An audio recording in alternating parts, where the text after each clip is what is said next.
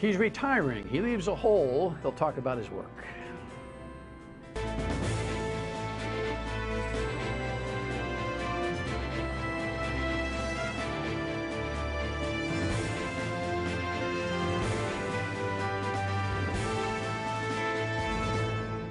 The Dan Yorke State of Mind program is brought to you in part by Lookout Rhode Island and Taco Comfort Solutions. So, interesting week. A little funny aside. I was just down in the makeup room. Yeah, don't start. Anyway, Ted Nesi is doing his online report on WPRI.com, and it came something like this. Literally, you see him on the screen, but I'm around the corner going like this, doing the best I can to make this thing palatable for you. And he says something like, the Census Bureau updated numbers indicate that if we had counted right the first time, maybe we wouldn't have 2 congressional seats this election season.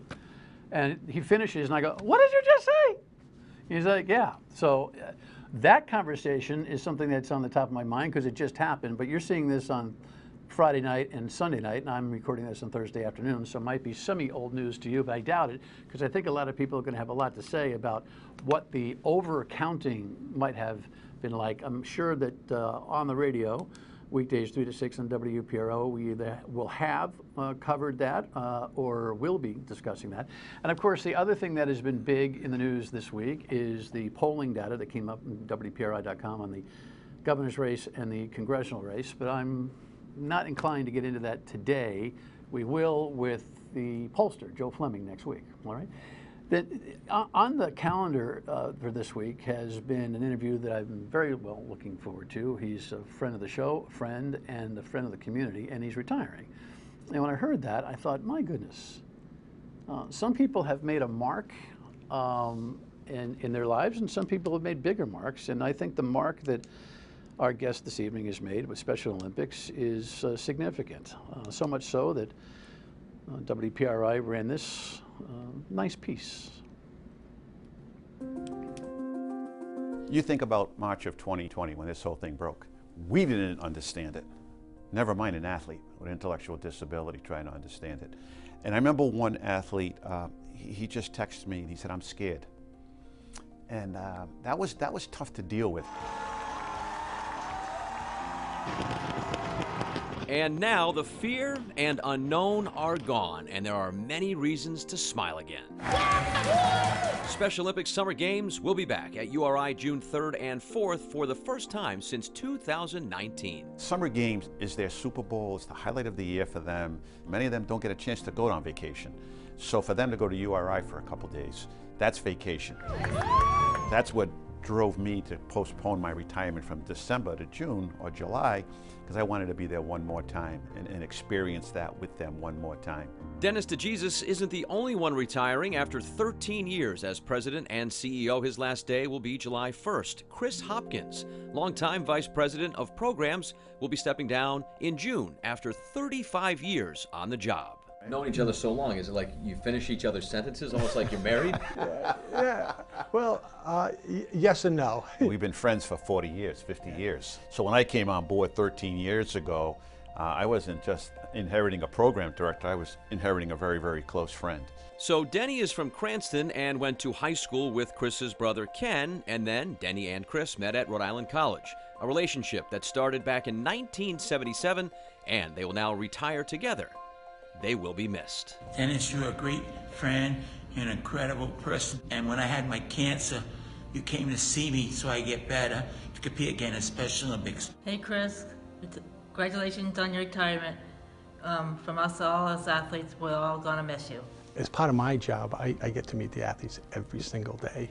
The athletes, the coaches, the families that come up to me at events and tell me, you know, thank you, Chris, for everything that you've done for my my son and daughter. I'm gonna miss the staff here. The staff is tough. That's gonna be tough, leaving the staff in an organization that is truly the best organization in the world. It has been my life. Dennis is a kind, caring man. He has a great sense of humor. He is a genuine friend to athletes, and he's a great boss. What will I miss the most? That's easy, the athletes. I mean, interacting with them. You can't have a bad day when you go to one of our events. They lift you off the ground. you know, put their arms around you, tell how much they love you. People ask me all the time, what are you going to do when you retire? I'm leaving the greatest job in the world. If I wanted to work, I would have stayed here. Well, the rumor is you're going to try to get in shape. That's the goal. The goal, I have 2 goals. Not that you're in bad shape. No. Prior to the show, Stacy asked you, well, what are you going to do? He's like, I got to get in shape. I want to get in great shape. I want to improve my golf game, and I want to get in good shape. So those are the 2 goals, immediate goals, as I leave office in July. Congratulations. Thank you, Dan. On a really good run. You know, Chris is obviously very emotional about his relationship with the athletes. I'm sure so too are you in your own way. It never stops dawning on me the respect that you have for the people that you serve, and your consistent, unequivocal reference to them as athletes in the context of the Special Olympics work. That will never leave me, and it is reinforced all the time. Talk to me about it. I learned a lesson a long time ago. You lead with your heart, and the mind comes second. In the nonprofit world, you have to embrace that mission, that vision. And when you lead with your heart, there's not too many mistakes you make. When you lead with your head, sometimes it gets a little bit difficult. And that's the difference between the for-profit world and the nonprofit world. So if you put this first, everything else comes easy. I tell people all the time about my job, you've got to really work hard to screw it up. It's a wonderful organization. Tremendous athletes, parents, volunteers, donors, coaches. It just goes on and on and on. And pretty much all of them are rowing in the same direction to give our athletes the opportunities they deserve on and off the athletic fields. But you always call them athletes. Absolutely. Because they're athletes first. They're athletes first. In the context of what you're doing. Yep. Talk to me about that. They work as hard as any other athletes I know. They prepare themselves accordingly. They go through practice sessions to compete. They bring the spirit of athletic competition every time they compete, but they bring something else. They bring camaraderie. They bring sportsmanship that a lot of other people could learn lessons from in today's world. That's what makes our athletes so special. When they're on the victory stand getting their medal, they're looking to their left and to their right to their competitors, and they're holding up their hands together. And it's nothing that is planned or practiced. That's something that is a natural reaction for them. So again, they embrace the whole concept of training and competition, but then they take it one step further with the camaraderie and the sportsmanship that seems to be missing in our world today. Joy is another word that comes to me when mixing with seeing, observing the competitions. Young man on that video that I'm presenting a medal to is one of the most inspirational athletes I've ever been around. His name is Tommy Flynn. Tommy has undergone over 25 operations to keep himself alive. And in that photo, I'm giving him his gold medal. And he was coming off an operation, and he ended up walking his track near his house 25 yards so that he could record a time and we could use that for URI to division him properly. And when I see Tommy, that smile is from ear to ear all the time. And what he has gone through and the adversity he has faced, joy, happiness, it's almost a common theme among our athletes. And again, a lesson to be learned that all that they have gone through, the adversity they've gone through in their life, and here they are going through life with a smile on their face. It's a lesson to be learned for all of us. So you're going to retire after the Special Olympics session at URI. Yeah, I'm going to go after URI, and then there are USA games. We have a delegation of 26 that are going to Orlando to compete at the USA games June 5th to the 12th. So I'll be going down there for a few days, coming back, and then cleaning out the office and getting ready to hand over the reins. And I'll be out the door probably June 24th, July 1. All right, when we come back, I'll talk to Dennis about some of his more profound memories and stories, and also the nature of fundraising these days and what is a pretty hectic financial environment, no doubt. Stay with us. Just some of our file video from Special Olympics coverage. There really is just a joyousness to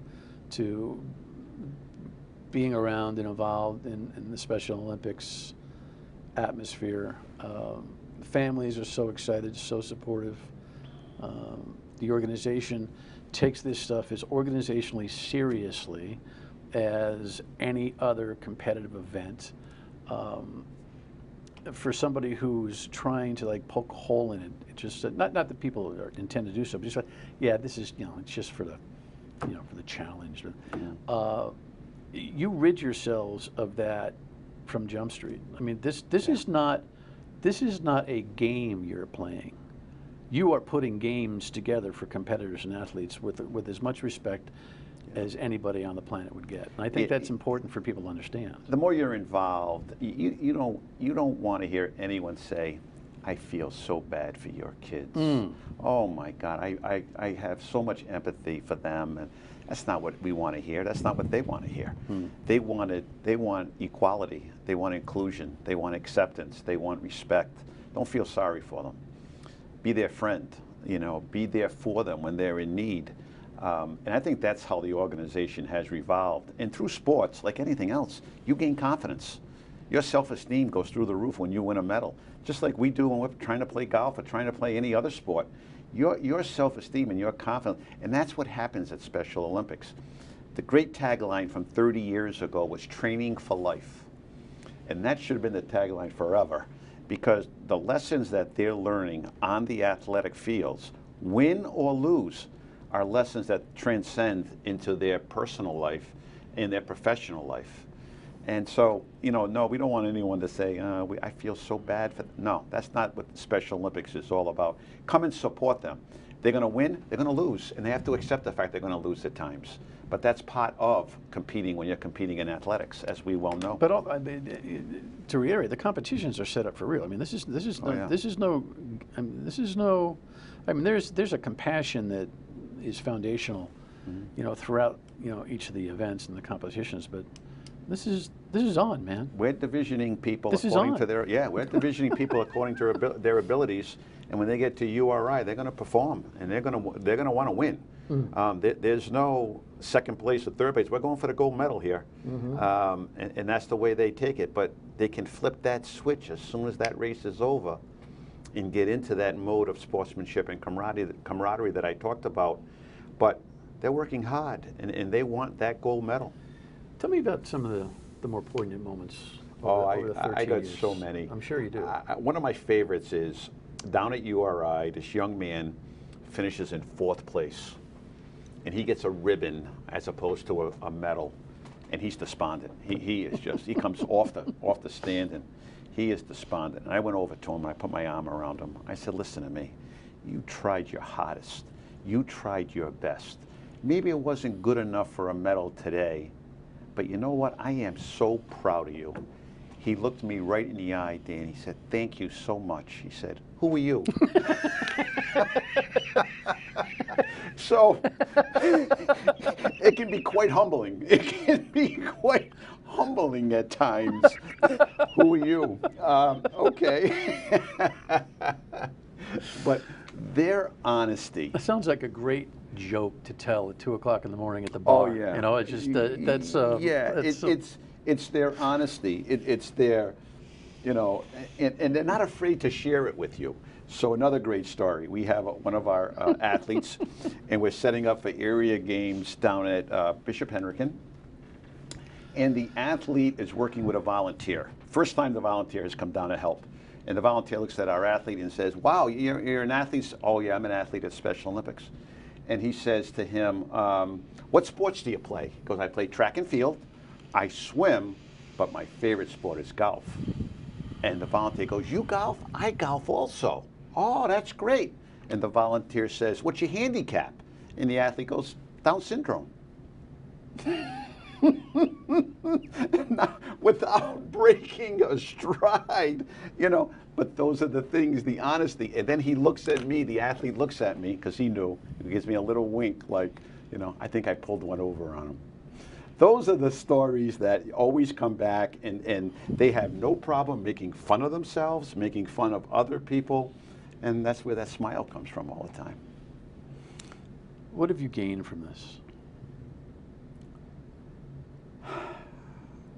An amazing understanding of how people overcome adversity and overcome challenges in their life and don't allow obstacles to get in the way of their success.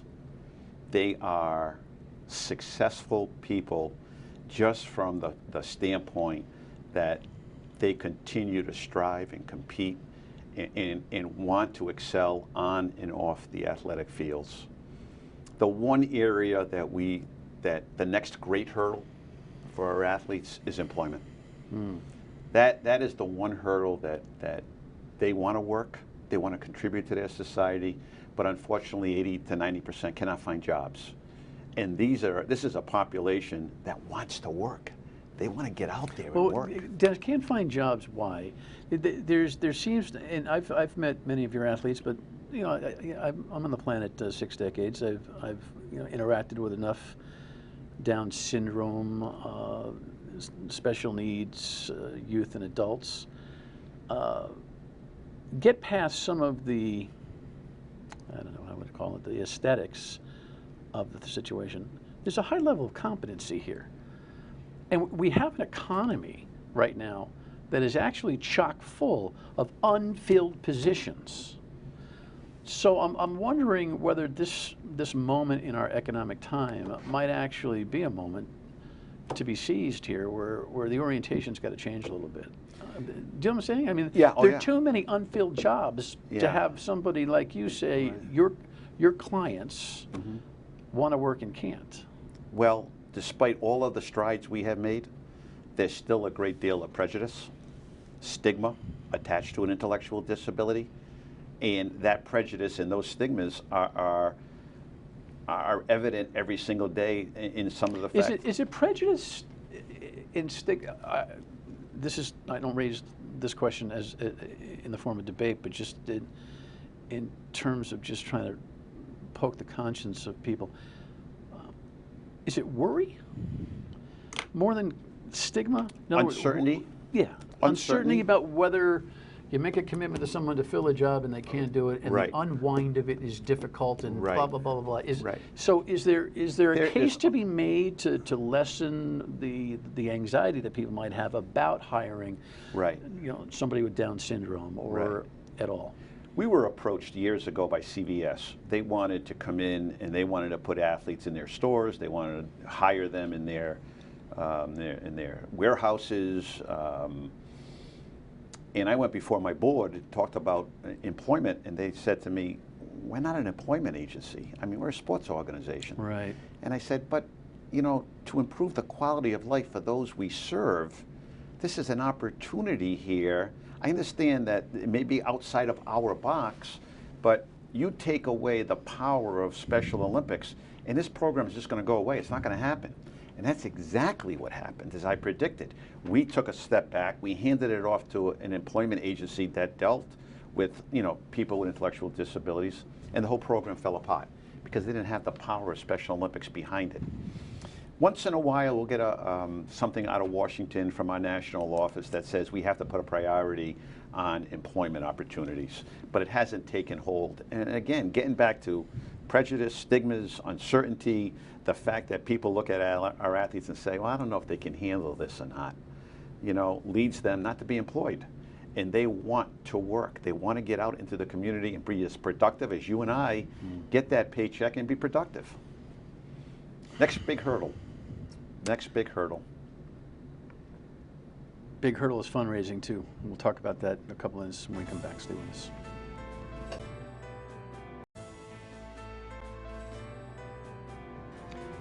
So as Dennis gets ready for his exit later in the summer from Special Olympics after 13 years, do we know publicly who your successor is going to be? Not yet. It's going to be announced publicly next week. Okay, so we'll stay tuned for that.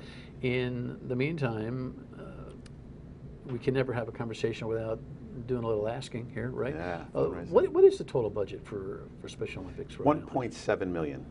And 1.7. You've been able to hit it even during tough times? We've had two very, very good years financially in 21 and 20, only because donations were continuing to come in and we weren't providing the same programming because COVID wouldn't allow us to go to URI. We weren't doing any indoor events. Everything So had your to be expenses are down. outdoors. Excuse me? Your expenses were down. Expenses were down and the revenue was still coming in. But I can tell you, back in 2020, in March of 2020, You were having some trouble. walking to that mailbox every morning, and there was nothing in that mailbox, and saying to ourselves, how are we going to get through this? And then about July, August of 2020, things started to pick up a little bit more. People realized the world wasn't coming to an end and that they could start donating again. And we've been blessed with some amazing, amazing corporate sponsors. The credit unions of Rhode Island, Textron, CVS, Dunkin' Donuts, Bank of America, Bank RI, so many great, great sponsors who continue to keep us going and keep us afloat. But it's a struggle. It's a listen. There are how many thousands of legitimate matters and issues and charities are there to match them out there? My first day of work, August of 2009, August 31st, 10 o'clock meeting at CVS. Walked in, they said, sit down. Flip chart. There are 1,500 nonprofits in the state of Rhode Island. 1,500 nonprofits knock on our door every single day for funding. You're lucky, you're a charity of choice, and we love what you do, and we're going to take care of you. But please know that the amount of activity that we face every single year. And that was eye-opening to me because you don't realize, 1,500, but when you have a CVS, they're all knocking on their door. So the competition for corporate dollars is extremely difficult. A lot more companies are now narrowing their focus. It used to be send a letter and you get you get your gift. Now it's like, well, we do food, we do bank. Well, you've left a great track record of networking and doing it right. I'm sure your predecessor will have big shoes to fill. I only have 30 seconds. Can I just say one thing? Sure. I want to thank you. I want to thank you for the platform you've provided our athletes, the voice you have given our athletes. They come here, they've been here, you've had great exchanges with them. That visibility helps us helps us move our mission forward and allows us to fundraise. They're great stories. 10 seconds. What have you learned? I learned that despite many, many difficulties, you can overcome any obstacle. Be right back.